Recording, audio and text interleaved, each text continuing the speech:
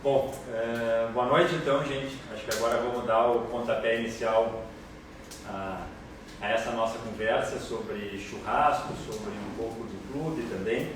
Para quem não me conhece, meu nome é Roberto Major de Oliveira, mas quem frequenta e quem me conhece de vista aqui no Juvenil sabe que aqui dentro desse clube eu sou conhecido por Bebeto, né? É uma instituição que faz parte da minha história. Eu realmente me criei aqui desde muito pequeno. É o lugar onde eu fiz boa parte dos meus melhores amigos que iniciaram na quadra de tênis e eu levo para toda a vida. E foi com imenso prazer que eu recebi o convite, né, de participar desse o pessoal chama de workshop. Eu vou chamar aqui de um tempo e de um bate-papo que a gente vai ter para falar sobre uma das minhas paixões, né? Talvez junto com o tênis, o churrasco é aquilo que eu escolhi como uma das principais opções de lazer da minha vida. Então foi realmente um convite prazeroso, a diretoria me fez e eu de pronto aceitei, né? Inclusive a gente conseguiu fazer um alinhamento e o que a gente arrecadou aqui com os kits, a parte de lucro que a gente arrecadou, a gente vai estar doando lá para o projeto do Marcelinho Ruschel, no Embelendon, né? Até um momento que infelizmente o porte da nossa doação esse ano vai ser insignificante. Eu acho que boa parte de vocês sabe do projeto que a gente tem, o campeonato de churrasco que a gente faz lá na Praça do Japão.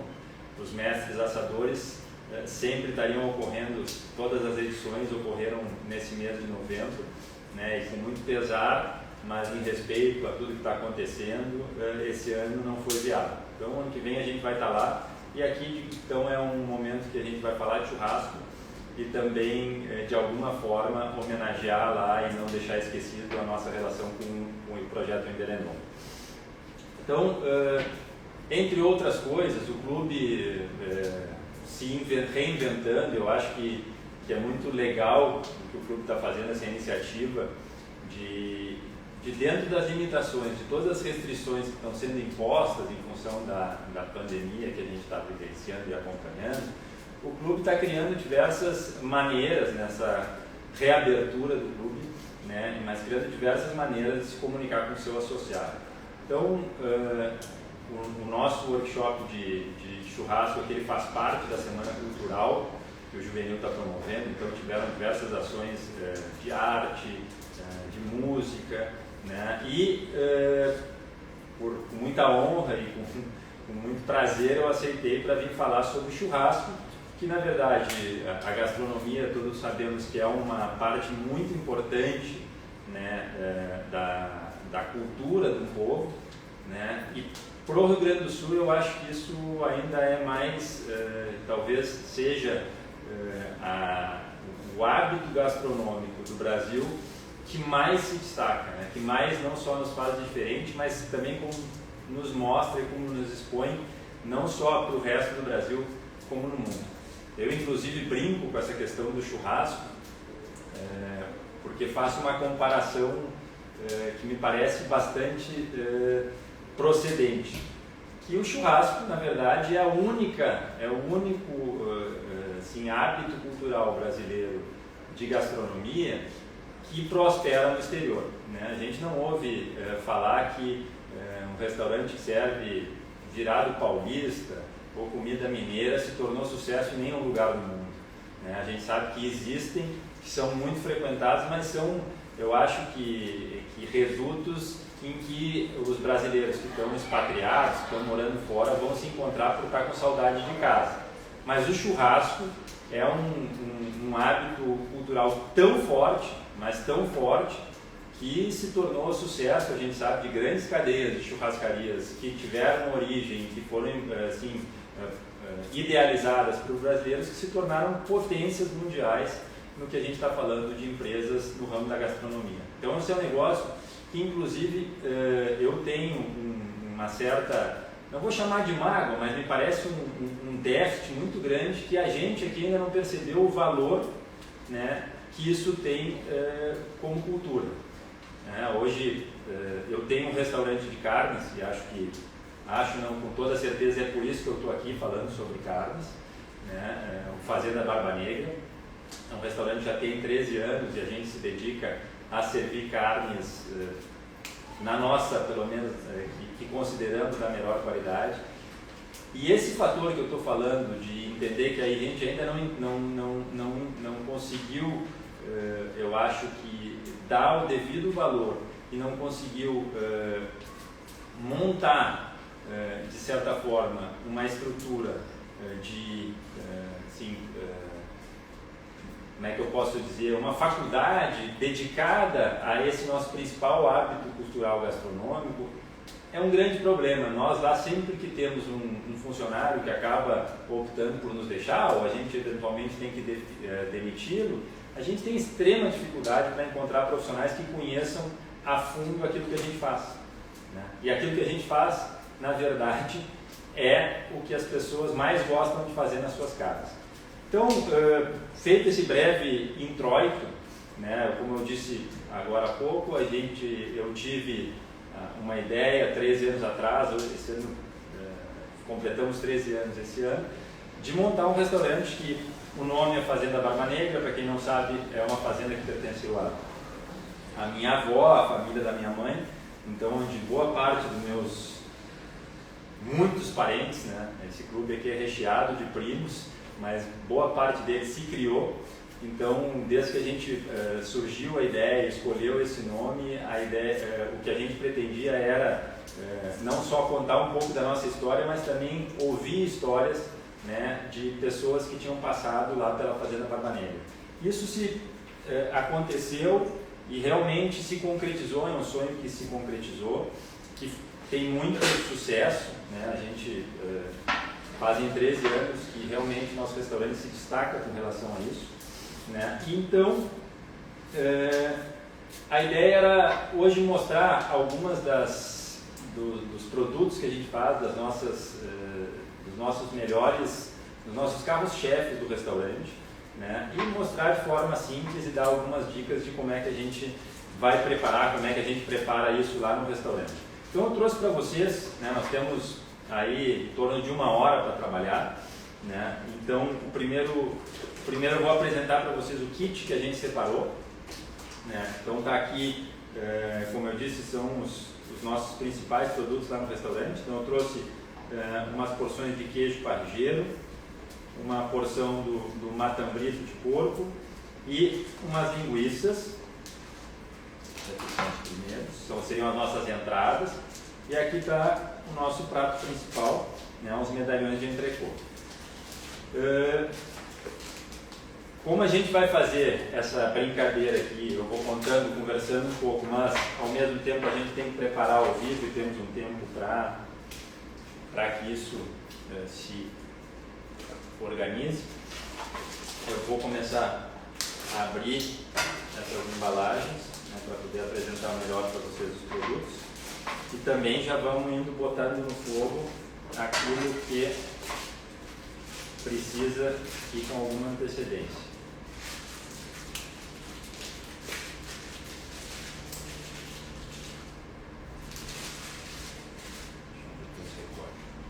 Então aqui eu separei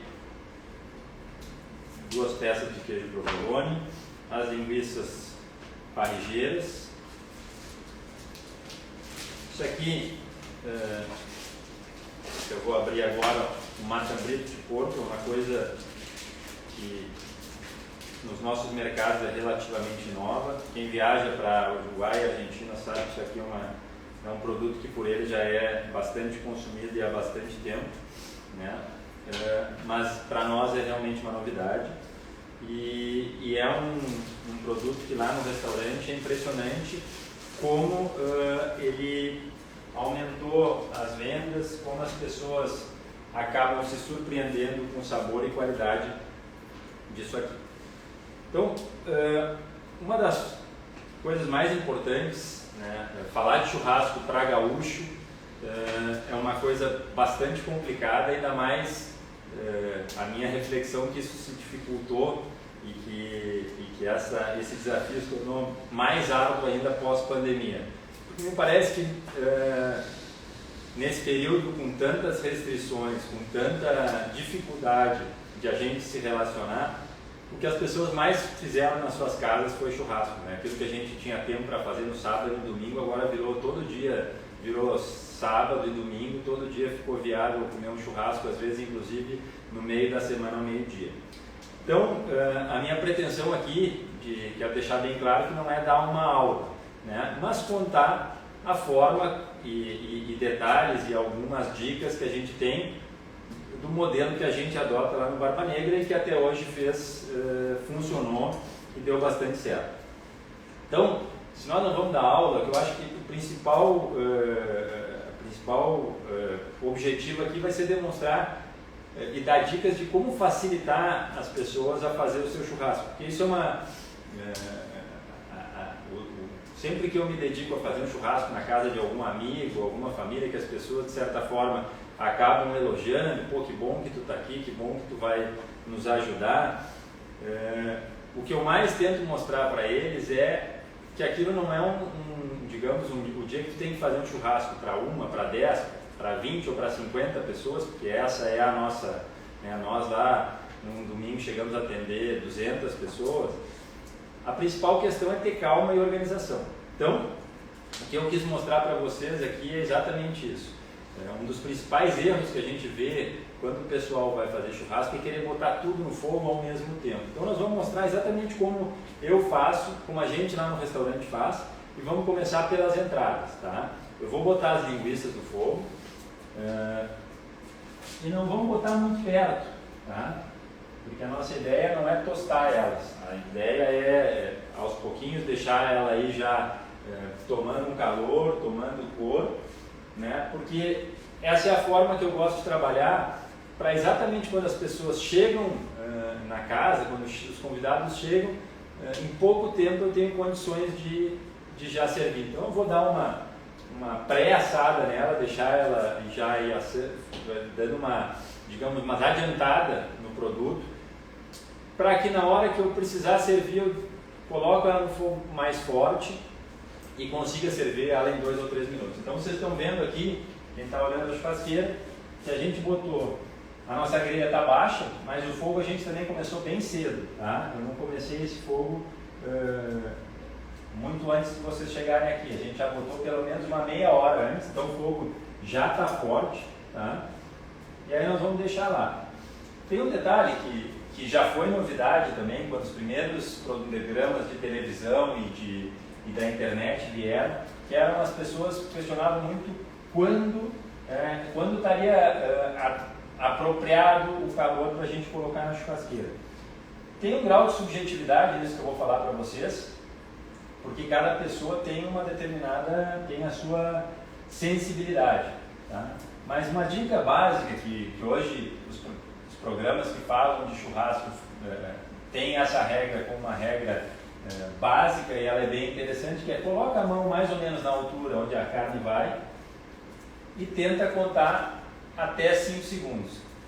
Se tu for até 5 segundos, significa que o fogo está adequado. Se tu tiver que tirar a mão, estiver te queimando antes dos 5 segundos, o fogo está forte demais, né? E se estiver passando de 10, o fogo já está frio e não vai adiantar tu colocar a carne, que em vez de assar tu vai acabar cozinhando. Então a primeira coisa foi a nossa linguiça lá. Não, da mesma forma, eu vou fazer a mesma coisa com o matambrito, tá? Essa peça aqui é uma peça bem fininha, deve ter umas 350 a 400 gramas. Era um produto, como eu estava dizendo antes, que ele era raro, a gente tinha que ir em açougues bastante especializados. Hoje isso aqui a gente vai nos supermercados e vai encontrar, né? Então é um produto que quem não conhece eu recomendo, porque ele realmente é uma entrada que sempre vai agradar, né? E da mesma forma eu vou botar ele com uma certa antecedência, tá? Ó, quase me esqueci de uma coisa. Como é ao vivo, é permitido. Mas o matambre eu vou salgar antes um pouco, tá, gente? Porque senão não vai aderir o sal.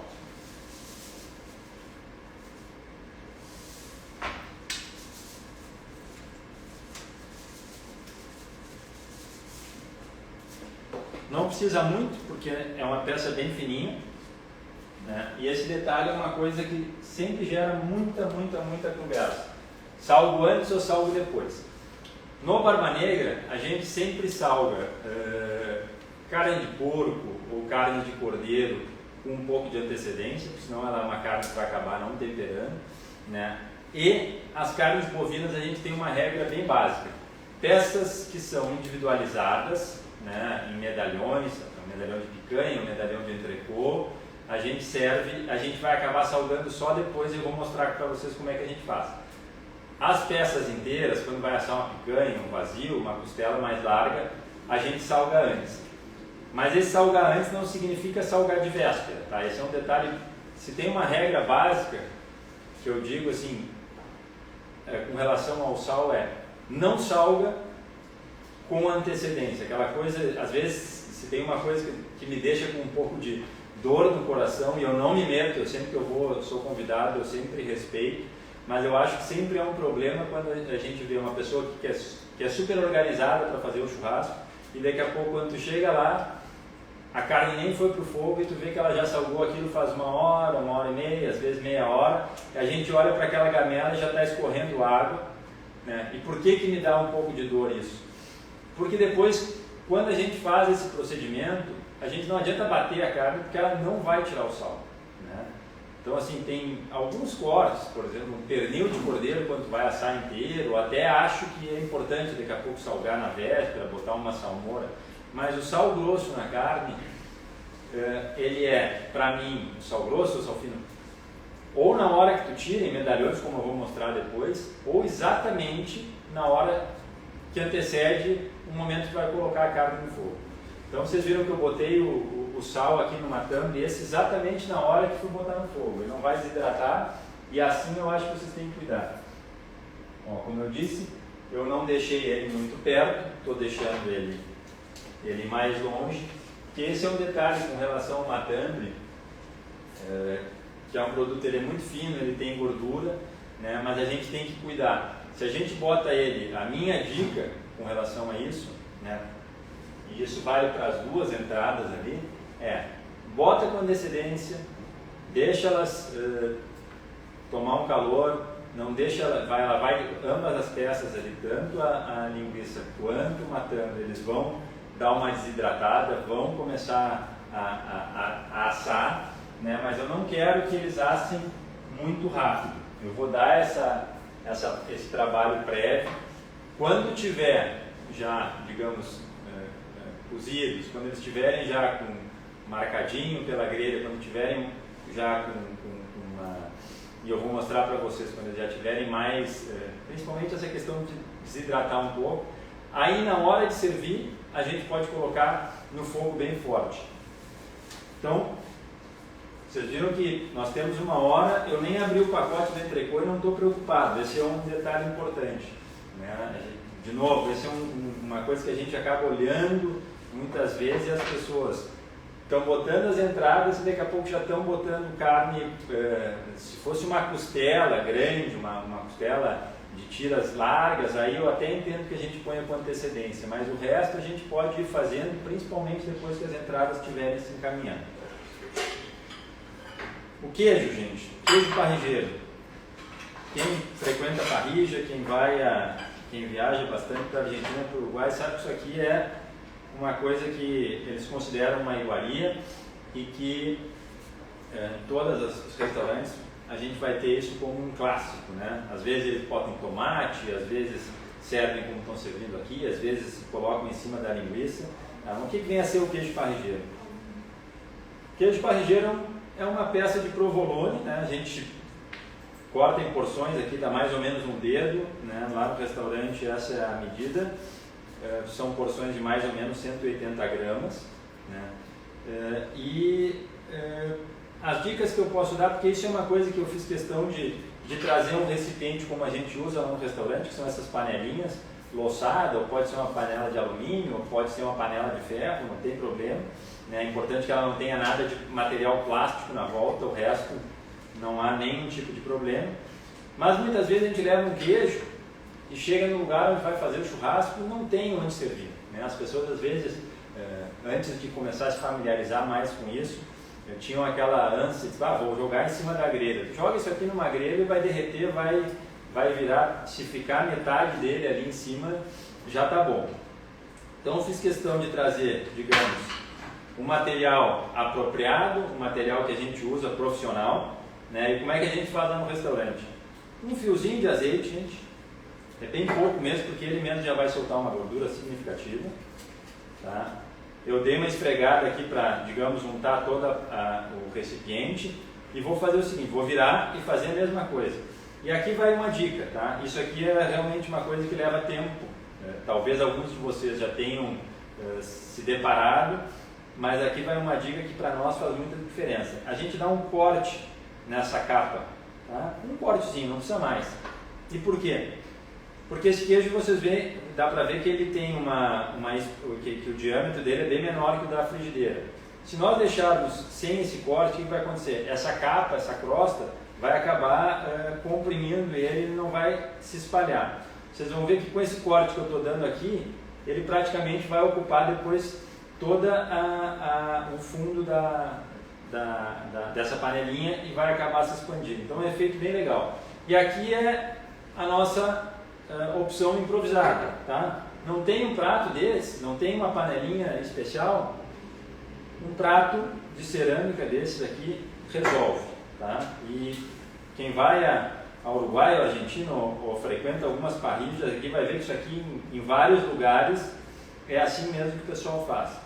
Fiz o mesmo processo esse de colocar um fiozinho de azeite embaixo, coloquei do lado, virei e fiz o mesmo corte. Da mesma forma, vocês vão poder ver, está sobrando aqui bastante, o diâmetro não está ocupado, vocês vão ver que quando a gente mandar lá para a churrasqueira agora, ele vai expandir e vai abrir.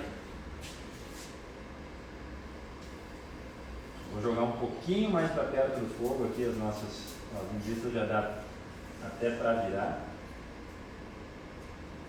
Se a gente estiver focando ali dentro, a gente já vê que elas já inclusive começaram a ficar coradas, mais longe de estar prontas, né? E vou botar o mais longe possível aqui também os nossos queijos.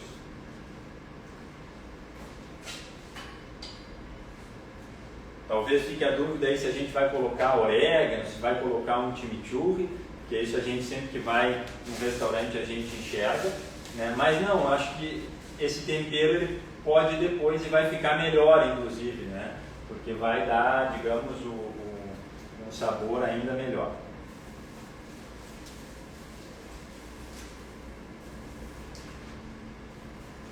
Vamos tirando já e desocupando as coisas aqui.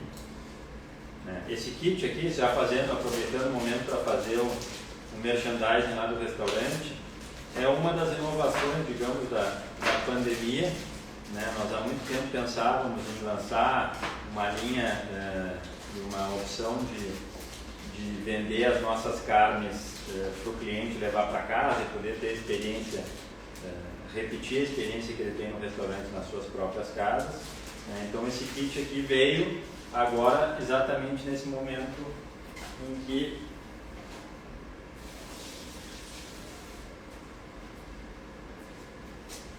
importante dizer para vocês, na hora que eu estou saindo um pouco do foco aqui, para lavar as mãos com alguma constância, tá, gente?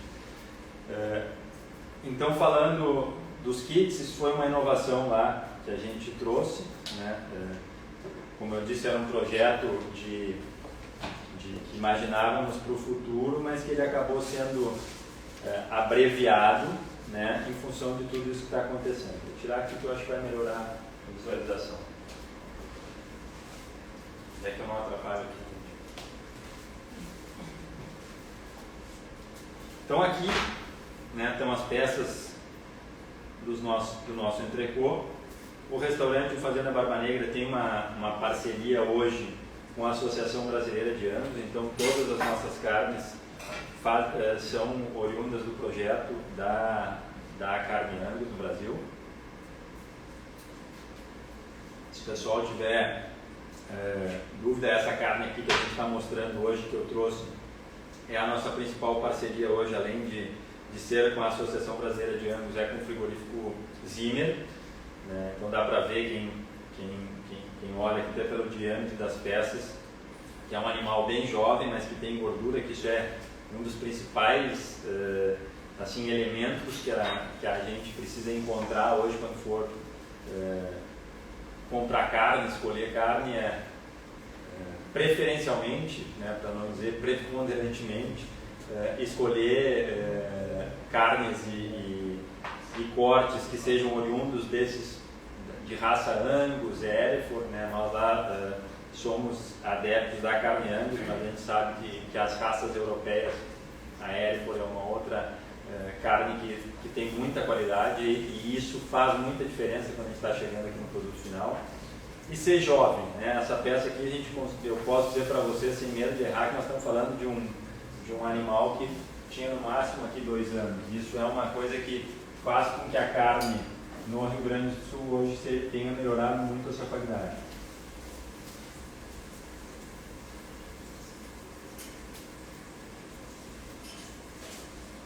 De novo nós estamos com as entradas lá e até agora não há ainda nenhuma preocupação de que a gente faça isso aqui ir rápido para o fogo. Tá? Alguma pergunta já, Vivi?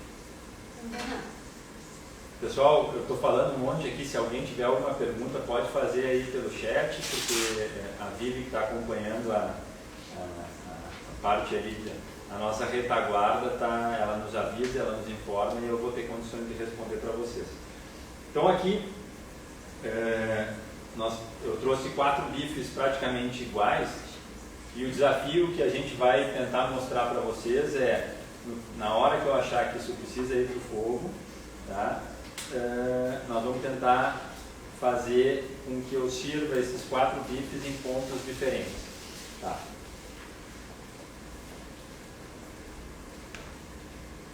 Eu acho que aqui uma coisa interessante vocês vão conseguir visualizar, né? Nessa câmera eu acho que vai ficar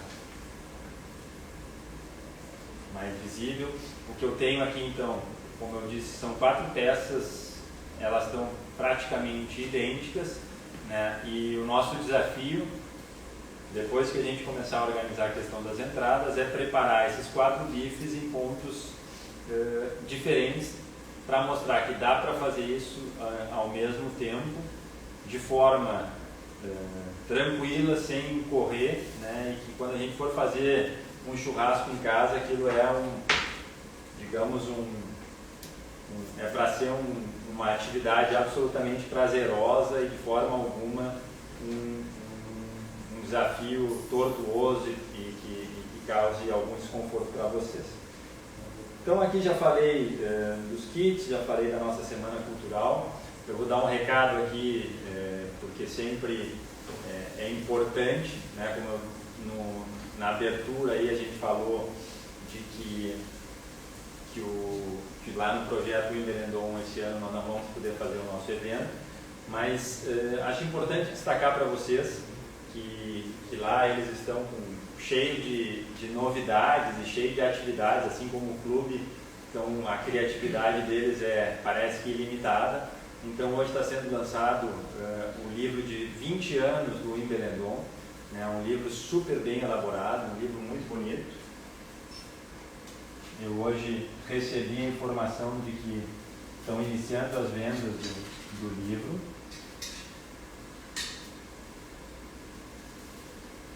E eles também estão agora no fim do ano, é importante lá, podem acompanhar nas redes deles, eles vão participar de um negócio muito interessante que é um projeto chamado Dia de Doar.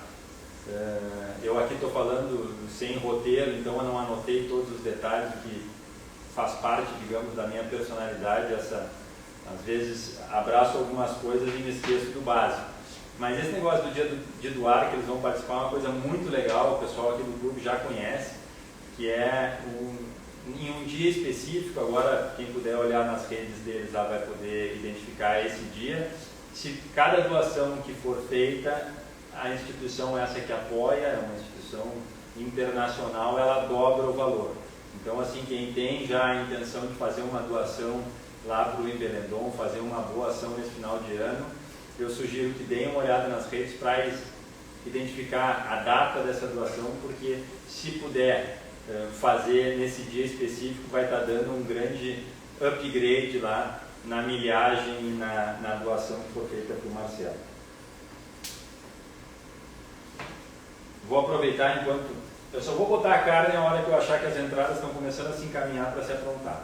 Então vou fazer vou dar um recado e fazer parte também agradecendo já, porque um dos diferenciais, digamos, uma das atrações do nosso encontro hoje aqui é que as pessoas que se inscreveram vão estar concorrendo a esta faca aqui, que é uma faca, olha que eu trabalho com isso há bastante tempo, né? A gente depende, isso aqui é uma grande ferramenta de trabalho nossa, e essas facas aqui da Cutelaria La Plata, um projeto de um amigo meu, Daniel, e elas são realmente espetaculares, são facas extremamente com um corte super diferenciado, mas elas são muito fáceis de lavar. Essa aqui é que vai ser doada para vocês, é uma faca que ele denomina lá a faca Maldonado, ela é uma faca de 8 polegadas. Isso aqui realmente é um produto que a gente precisa se cuidar. Eu estou usando a menor, que eu acho que o nome é a Garzon, tá? E vocês vão ver depois na hora de cortar o que essas facas elas conseguem fazer. Realmente uma faca diferente, porque ela tem toda uma configuração que parece ser muito rústica, mas ela não tem aquele problema de que na hora de limpar ela enferruja, na hora que tu passa na água, se tu não cuidar e botar azeite, farinha, ela vai acabar enferrujando. Essa é uma faca que nesse sentido ela é muito eficiente. Eu vou trazer para vocês aqui, ó, só para mostrar, ainda não está pronto, mas aquilo que eu falei daquele detalhe do cortezinho, não sei onde é que a gente identifica. Então assim, ó, pode ver que o queijo está abrindo, né? Ele está começando a ocupar todo o diâmetro da frigideira aqui, e esse era o nosso objetivo. Roberto, temos uma pergunta. Vamos lá. A Paula gostaria de saber se o tamanho da churrasqueira interfere na produção do churrasco. Sim, na verdade, até é legal tocar nesse assunto, né? Porque hoje o que a gente vê... eu vou pedir só um minutinho para montar aqui uma outra grelha aqui do lado, para que a gente não se perca, eu possa ir, de certa forma, reservando um pouco as nossas entradas. Senão daqui a pouco isso aqui vai acabar queimando.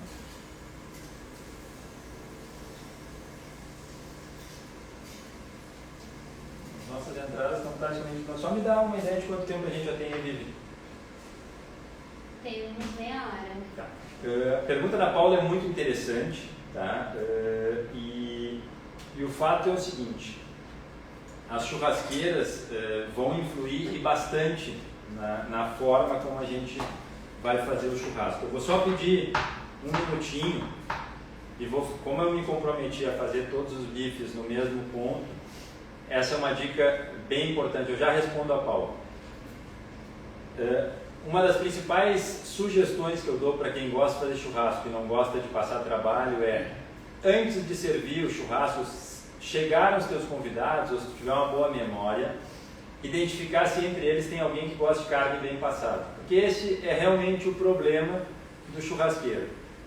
Sempre que a gente tem uma pessoa que gosta da carne bem passada, a gente tem que ter o cuidado de começar pelo menos uma parte do churrasco antes. E é isso que eu vou fazer. Então eu tenho 4 bifes que tenho praticamente o mesmo tamanho. Mas se eu sei que tem uma pessoa que gosta de comer a carne bem passada, eu já vou botar antes, é isso que eu vou fazer. Tá? Então, essa aqui vai entrar antes, porque aí na hora de eu servir eu não vou precisar correr. Os outros bifes ainda vão esperar um pouquinho. Então, voltando a Paula aqui, a questão do tamanho da churrasqueira influi bastante, né? Mas aí o que acontece?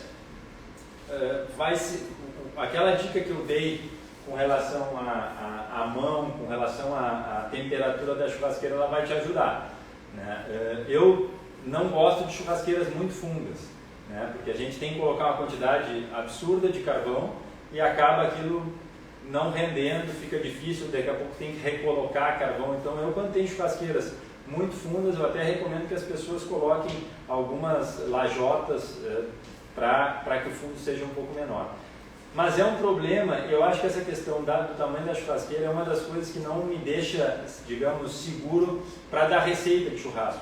Né? Vocês podem ver que eu vou falar em algumas dicas, alguns macetes, mas não vou falar, deixa 5 minutos de um lado e 5 minutos do outro. Porque essa questão do tamanho da churrasqueira muda tudo. Né? Até a qualidade do carvão também pode influir. Mas só para dar um relato concreto do problema que isso gera, há uns 2 anos atrás eu passei a medir todas as churrasqueiras que eu ia, em todas as casas dos meus amigos, lugares. Eu medi 64 churrasqueiras em um ano. Nem uma delas tinha o mesmo tamanho. Seja, uma tinha diferença de boca, diferença de profundidade, diferença de altura. Então isso significa que não posso dar uma receita para vocês como se estivesse dando uma receita de panela, porque a gente sabe o fogão ou o forno, eles têm temperaturas que a gente controla. A churrasqueira não. Então vai influir, e eu acho que o principal ponto é a gente conhecer, e essa dica com relação à mão, ó, aqui eu já não tenho 5 segundos, mas aqui eu coloco e o fogo está bem forte. Então, com relação a isso, vai ter uma influência significativa no tamanho.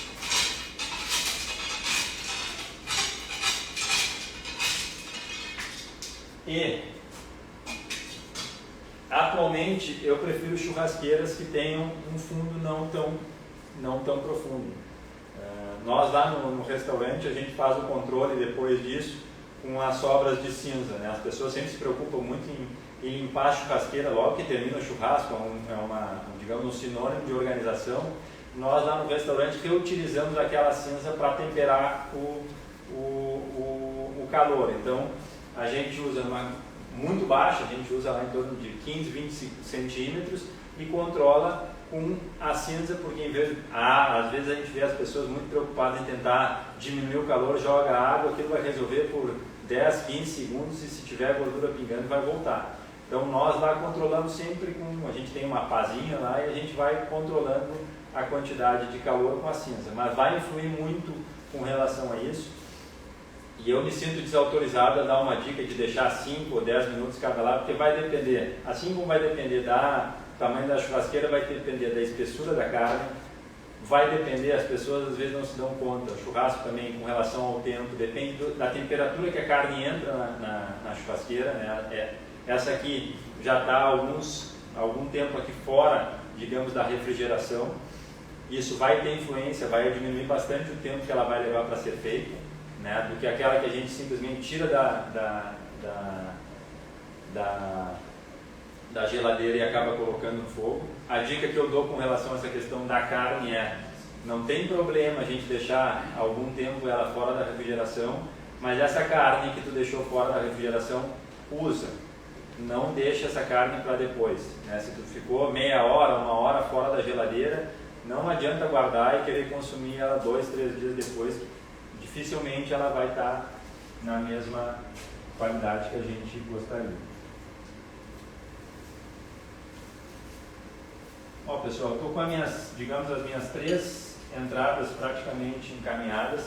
Aqui está aquele detalhe que eu falei, tá? Se eu tivesse deixado, digamos, sem esse corte, a gente estaria com, olha ali, ó, ele acabou expandindo para todo o prato. Esse detalhe é simples, mas visualmente, até depois para consumir, ele facilita bastante. O nosso matambule, ó,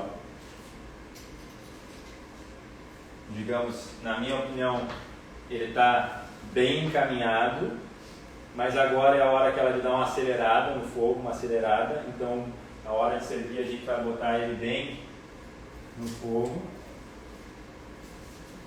A linguiça, ó, sem fazer força, longe do braseiro. A gente já deixou ela praticamente pronta, então agora é só dar um pouco mais de cor. Também vamos botar lá. E agora vamos botar, digamos, o bife que a gente quer ao ponto.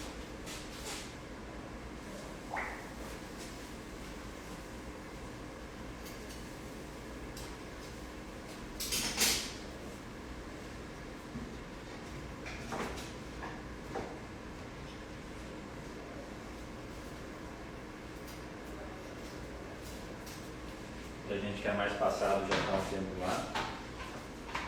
E esses dois aqui que eu vou querer mais mal passado, que é como eu gosto de comer, eu vou esperar um pouco ainda para colocar.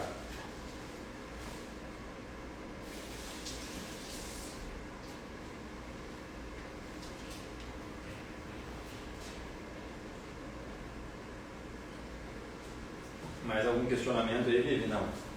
Por enquanto não. Tô vendo no Instagram assim.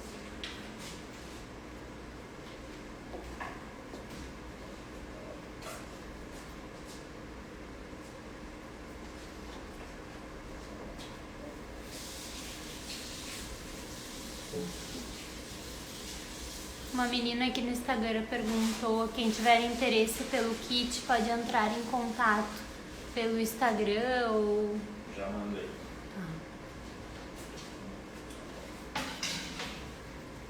Pessoal, veio aí um questionamento com relação a onde adquirir os kits.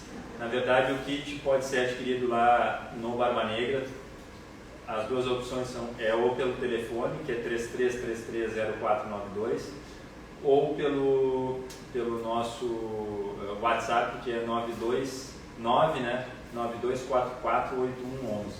Então, em ambos, na verdade, até os kits, esse é o nosso principal kit, digamos, é o nosso campeão de vendas, mas a gente tem vários outros cortes, né, dá para compor, esse aqui é um kit que a gente disse que é para 4 pessoas, mas poderia agregar outros itens aí, como assado de tira, uma série de outros itens. Ah, me esqueci aqui, ó. Então, uma outra dica legal, a gente vai, como uma tambre, como qualquer outra carne de porco, pede um limão. Nós vamos pegar esse limãozinho e vamos botar no fogo um pouco, vai acabar soltando mais suco. Tá? Se não fosse, digamos, o ideal agora, na rotina de um churrasco normal, a gente já poderia estar servindo essas entradas, tá, gente? Vou aproveitar também para falar de algumas dicas. Esse aqui é um equipamento que lá no restaurante a gente usa, nas parrilhas, quem viaja usa, e eu acho bem interessante que se use. Por quê? Né? Porque antigamente se fazia um churrasco mais informal, era mais gente, às vezes era na garagem das casas, todo mundo lembra daquelas mesas grandes com grandes bancos, então era sempre muita gente. Isso hoje, digamos, de certa forma, se tornou um hábito, às vezes até mais íntimo, que as pessoas estão muito preocupadas com o resultado, né? E eu acho que uma forma boa, digamos, do assador participar do churrasco é ele ter um brasileirinho como esse, porque o que acontece é o seguinte: ele pode montar todo aquilo que ele vai servir e pode se sentar junto com as pessoas, senão ele vai passar o tempo todo, né, trabalhando sem condições de sentar. Isso aqui é uma coisa que já tem algumas casas especializadas, quem viaja ali na fronteira vai ver que tem muitas opções e ele sempre funciona bem. Como a nossa aqui hoje é uma churrasqueira, a gente não trouxe uma pá para botar o brasa, mas digamos, o funcionamento é muito simples. A gente pega uma pá dessas de lareira, coloca um pouquinho de brasa e tampa esse equipamento aqui com esse alumínio loçado, ele não marca, então é super fácil de limpar, né? Temos mais uma pergunta. Manda lá. O Alfredo perguntou: qual é o teu fornecedor de carne? Nada. Oi, Alfredo.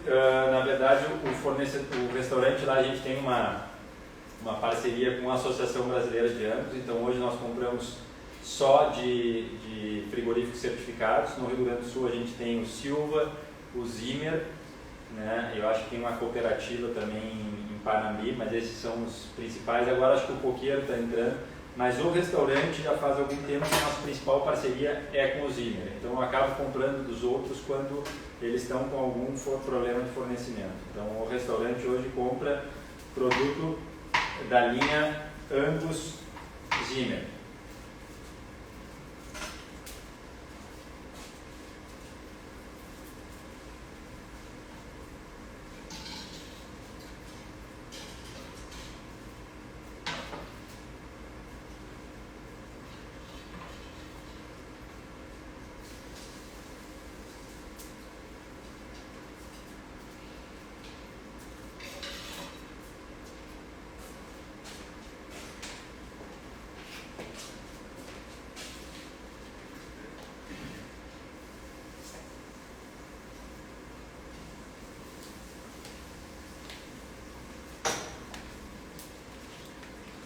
pessoal, ainda não foi nem essas carnes que eu quero que fiquem mais mal passadas, ainda nem entraram na churrasqueira, tá? Eu acho que mais uns 2, 3 minutos, mas eu vou aproveitar e vou começar pelo menos a montar as entradas, que pela lógica, já que a gente chama de entrada, nós temos que preparar e comer elas primeiro.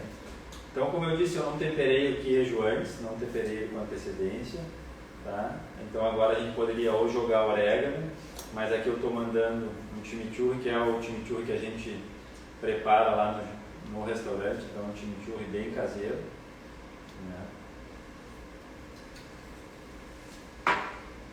Como a gente botou um palitinho aqui, acho importante lá no restaurante a gente sempre tem esse cuidado de não mandar com esse palito para a mesa, porque às vezes ele é chato de tirar.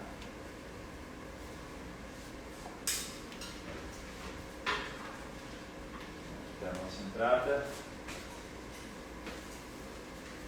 Ó, e aqui está o nosso matambre. Como eu disse, esse aqui já está salgado, já está temperado. E é importante a gente ver que ele está dourado, ele está bem crocante por fora, mas ele não está, digamos, queimado. Eu acho que isso é o mais legal. Eu vou aproveitar enquanto estou preparando isso e agora sim vou colocar os bifes que eu quero mais mal passados.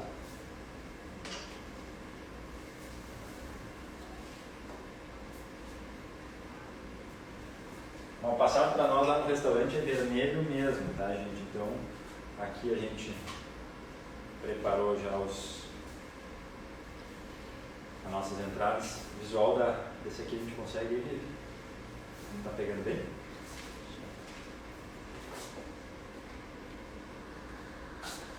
História de nós dar uma queimadinha no limão.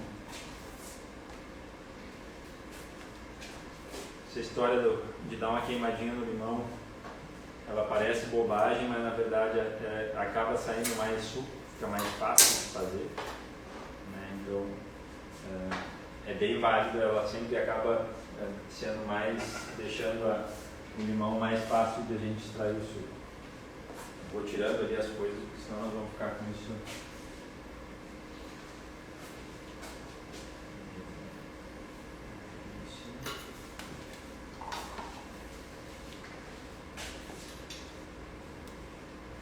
Aqui, ó, pessoal, acho que é legal mostrar bem essa questão do queijo, né? Que é aquilo que eu falei, quem já fez em casa talvez já tenha percebido, às vezes fica com aquela borda do provolone não deixando, fica concentrado e às vezes ele pode até queimar, assim sempre fica mais interessante. É legal contar também essa coisa do queijo parrigeiro, porque tem uma diferença com relação ao queijo parrigeiro que a gente come no Uruguai e na Argentina. Eu até aqui já tentei buscar alguns fornecedores que pudessem me atender nessa demanda e não consegui. Porque os queijos de lá, eles são provolones, mas eles não são defumados. Então se vocês já perceberam quando vão comer o queijo parrigeiro no Uruguai e na Argentina, ou quando vão à Punta del Este, às vezes se compra aqueles discos e ele não tem essa borda. E acaba realmente sendo um queijo mais suave, menos salgado. Mas aqui no Rio Grande do Sul, principalmente, eu já tentei conversar com algumas cooperativas, alguns fornecedores e eles não conhecem a receita e também não, talvez pelo volume seja pequeno que a gente demandaria, por enquanto eles não se desafiaram a fazer.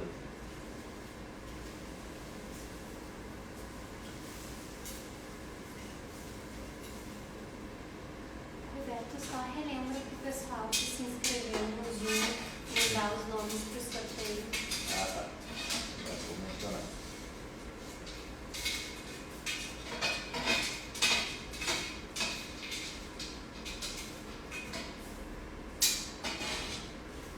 O pessoal da organização está me lembrando aqui, né, que todas as pessoas que estão inscritas aí pelo Zoom, que forneçam o seu nome completo, tá, para que a gente possa, no final, aí já estamos encaminhando para o final, que a gente possa fazer o sorteio, né? Aqueles que a gente não tiver o nome, a gente vai acabar não conseguindo.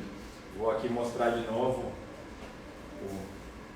o produto que vai ser sorteado. Essa faca, olha aqui, ó, realmente é um baita presente. Quem for, digamos, o sortudo que levar vai ser brindado por um baita de um produto. Isso aqui também é uma coisa que eu acho que é legal de comentar. Como eu disse, esse nosso, como vocês puderam ver, esse nosso churrasco a gente praticamente não se sujou, né? Eu até agora praticamente não botei a faca na carne, mas é importante sempre vai usando a faca e vai fazendo, né, esses movimentos com a chaira, porque a pior coisa que tem é a gente perder, digamos, o fio.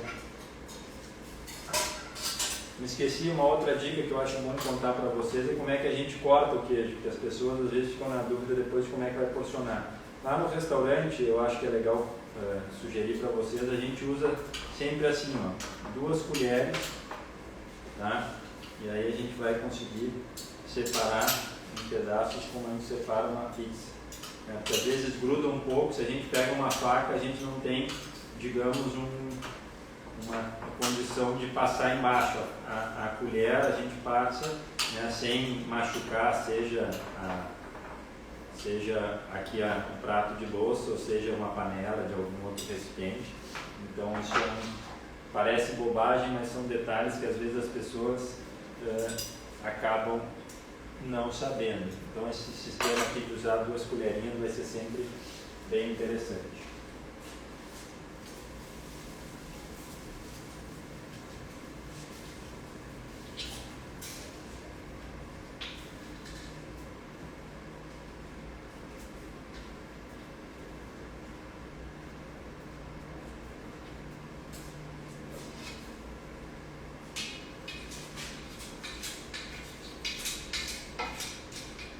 Uma coisa bem importante, pessoal, é quando a gente vai botar essas carnes, né, que já estão porcionadas em medalhão, entrecô, seja um bife chouriço, uma picanha, mas todas as carnes que tiverem em medalhão, que a gente não... o fogo precisa estar bem forte, né? Precisa estar naquela linha do 1, 2, 3, 4, 5, senão a gente vai ver que essas carnes vão levar muito tempo para ganhar cor. E aí esse tempo que elas vão levar para ganhar cor, às vezes acaba prejudicando o fato de que elas vão estar muito ressecadas na hora de servir. O Gustavo perguntou quantas vezes você vira carne. Olha, Gustavo, com relação à pergunta do Gustavo aí é quantas vezes a gente vira. Na verdade, quanto menos a gente virar, melhor. Mas é muito melhor tu, quando está inseguro, tu virar mais de uma vez ou quantas vezes tu entender necessário, do que tu ficar com essa, digamos, regra como se fosse uma coisa que fosse mudar muito o sabor. O sabor não vai mudar porque tu virou mais ou menos a carne, né? O que vai acontecer é que o efeito visual, quanto menos tu vira, mais ela vai ficar marcada pelas grelhas, né? Essas grelhas aqui são um pouco com esse inox mais fininho, não sei quanto eu vou conseguir fazer o impacto esse de marcar, mas a gente sabe que numa grelha de ferro, quanto menos tu virar, vai ser importante muito mais para essa questão visual, né, o efeito visual, do que com relação a uma mudança grande com relação ao sabor. Então, não se sentindo seguro, pode virar um pouco mais que não tem problema, né? O que a gente vai ver que vai acontecer é que a carne que a gente vai deixar mais passada, ela vai desidratar muito mais do que as outras carnes. Então isso é uma situação bem engraçada, que talvez só no restaurante a gente possa perceber. Lá no restaurante a gente fez a conta, né, de quanto perde, quanto desidrata, quanto de peso, do peso cru ela perde quando está assada. E nos chamou muito a atenção o quanto que uma carne bem passada acaba perdendo, um medalhão como que a gente está fazendo ali, acaba perdendo quase que 50% do seu peso cru, né? A carne mal passada vai perder 15 a 20% e a carne ao ponto vai perder uns 25%. Então vocês vão ver que na hora que nós montar aqui, o bife mais bem passado vai realmente vir bem menor.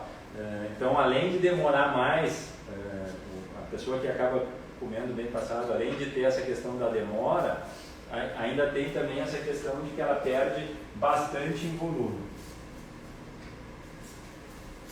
Ó, os maus passados eu já dei a última virada, que é para ser o ponto a gente já está desconsiderando, e aquele que é para ser bem passado, realmente a gente não se preocupa muito se ele foi um pouco além ou não. Por quê? Porque a pessoa que normalmente pede a carne bem passada, essa é a experiência que a gente tem no restaurante, ela não quer ver absolutamente nada de sangue, ela não quer ver nada de líquido escorrer quando cortar a carne, né? Então tem que estar, quando tu achar que ela está no ponto que precisa ir, segura mais um pouco, porque essa é a fórmula, né, para te atender aquela pessoa que realmente não quer ver nenhum tipo de líquido escorrer na carne quando cortar.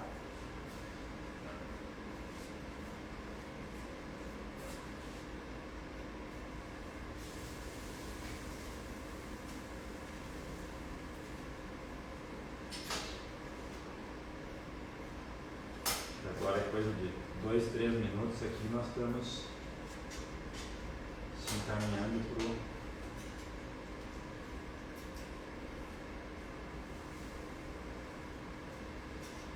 Isso é aquilo que eu disse, né? A gente quer uma carne bem passada, eu já deixei ela já está no ponto.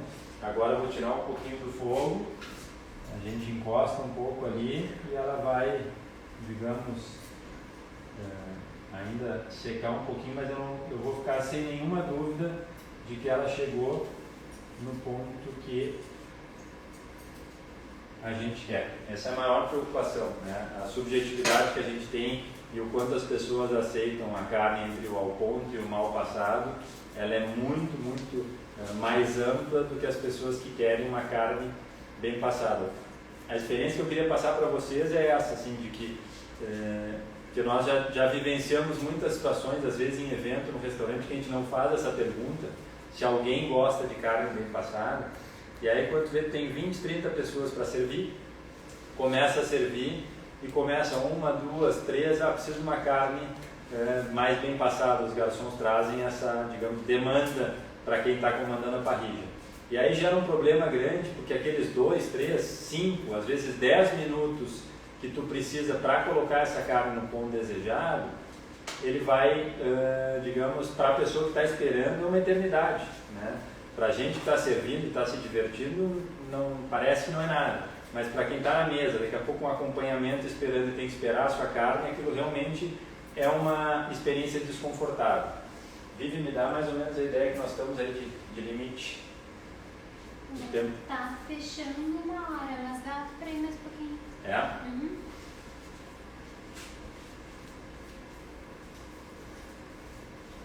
Vamos fazer o seguinte, Vivi. Antes que ali eu acho que é 2, 3 minutos, vamos fazer o sorteio da faca, tá? Que aí eu acho que a gente termina o sorteio e já vai estar para servir. Todo mundo que mandou o nome está aqui.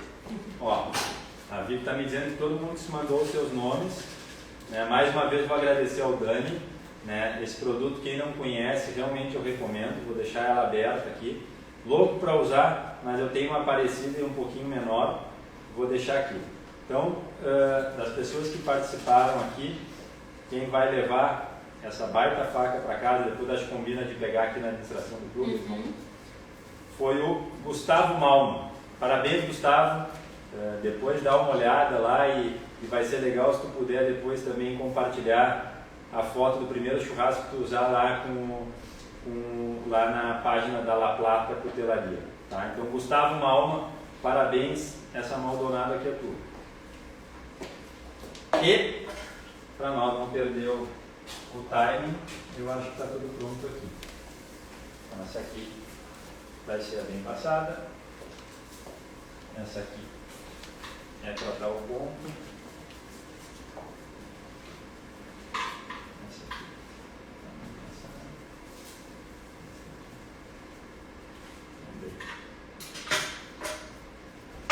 Ó, aquela dica que eu tinha dado, então, carnes porcionadas como estão essas, a gente vai trabalhar salgando depois. Eu acabei lá não trazendo, mas uma boa... Esse sal parrigeiro aqui não tem problema de a gente salgar depois. Às vezes as pessoas podem ficar com um pouco de medo daquela pedra, né, de poder quebrar um dente, alguma coisa assim, mas esse sal parrigeiro não tem esse problema. Tá? Então vamos só, vou me desafiar aqui, ó.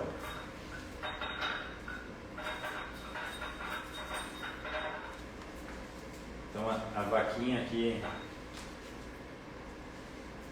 isso aqui é os marcadores de carne que a gente usa lá no restaurante, né? Esses aqui seriam, vou cortar aqui e não vou focar para mostrar para vocês.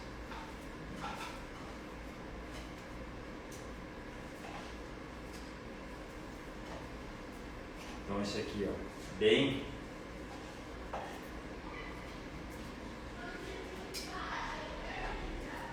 passado, e aqui estão os que realmente vão tratar bem mal passado.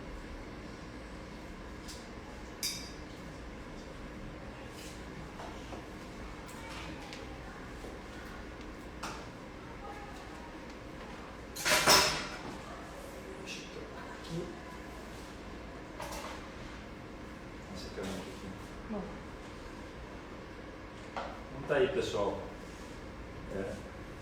Acho que acertei, né? Deu para ver que dá para entregar tudo ao mesmo tempo, né? Então essa preocupação, hoje digamos que aqui era uma pessoa que queria a carne um pouco mais passada e as outras todas gostam dela mais ao ponto para mal. A gente está vendo ali que realmente aquilo que eu falei, só a altura, né? Acho que dá para ver na imagem a altura dessa carne mais bem passada, a gente vê o quanto ela perdeu de líquido, o quanto ela diminuiu em relação às outras, né?